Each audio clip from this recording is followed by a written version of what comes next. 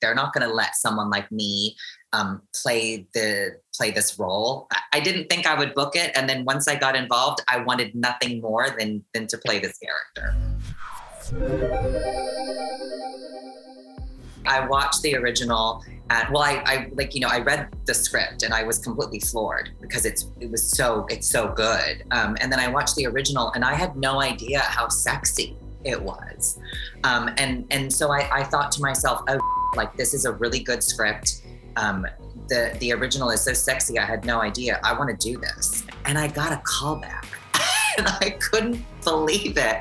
And then I met David during the callback, and he's everything I could ask for in a director. Honestly, it was the most frightening read that I had seen by a mile. And, but also, Doug's performance is so iconic and so incredible and nuanced in all its own ways. We knew we couldn't rip that off. Like, you can't do an impression of Doug. It's not going to work. Like, we need to ask the audience, and ourselves as creators, like, what is a new interpretation for this character? What permits us to go into this again? And we needed a different voice, and we didn't know what that was. We didn't know how to get there necessarily. So we looked at a lot of people, and from the beginning, Jamie had this sensuality. She's sexy. I'm drawn to her.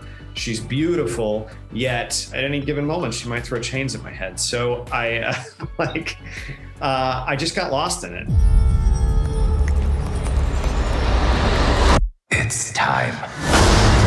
Greater delights await. We wish to see you proceed. Feed it.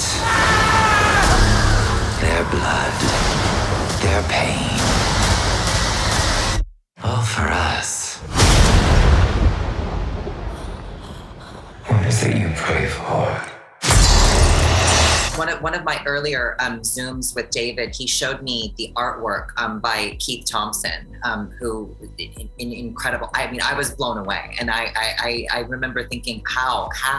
My first screen test was here in Los Angeles, and they had just done the headpiece and the face, and then the body, the whole skin suit was mocked up with like a flesh-colored lycra. That was my first sort of glimpse into what it was going to be. And I remember when I saw that they were pearls, like I was so floored by how beautiful and how this organic thing, the beauty of it and the homage to the Hellbound Heart. But input, no, I was too busy in my head getting, where I needed to be, and I was their doll. Well, there were a lot of things that influenced that brought us to that, some of it was that the black leather in particular as a sort of direct BDSM reference. It was just that our attitudes to that stuff have changed over the years. It's that conversation's pretty above board now, and it's far more acceptable. It's hardly the kind of transgressive underbelly that it might have been in '87 if you're trying to scare suburbanites, out of their socks or something. Like it felt like what to me was in the spirit of Hellraiser was a degree of invention. Could you reference the originals, but show us something that was, wholly fresh and disturbing?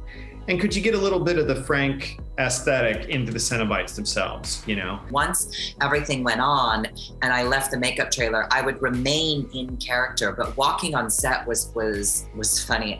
David's described it as, this hush, would fall over the crew. Yeah. I'm very used to walking on set and everybody being like, hey, and I'm like, hey. And this, now I walk on set and I'm like really quiet and I'm like, don't.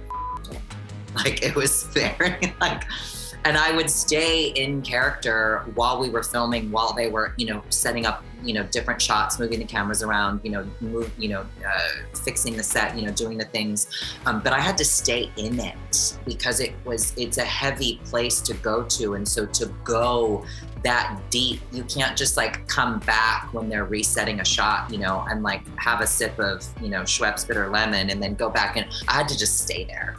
Jamie led the pack. I think, but The Gasp is going to be a really interesting Cenobite for people that I think, played by Selena Lowe, who has not appeared in the marketing yet. I'm really excited for people to see what she's doing. We've got a new Chatterer, a version of the Chatterer that has come to life that is played by Jason Lyles, who's 6'7". We just had this idea of what if the Chatterer was just toweringly tall, but there's a lot of surprises in the Cenobites, I think, and I'm just excited for people to see them all. Some of them have more screen time than others, and the hope is that it peeks into a world that you only see fragments of. You know, there's a much bigger universe, you know, on the other side of the labyrinth.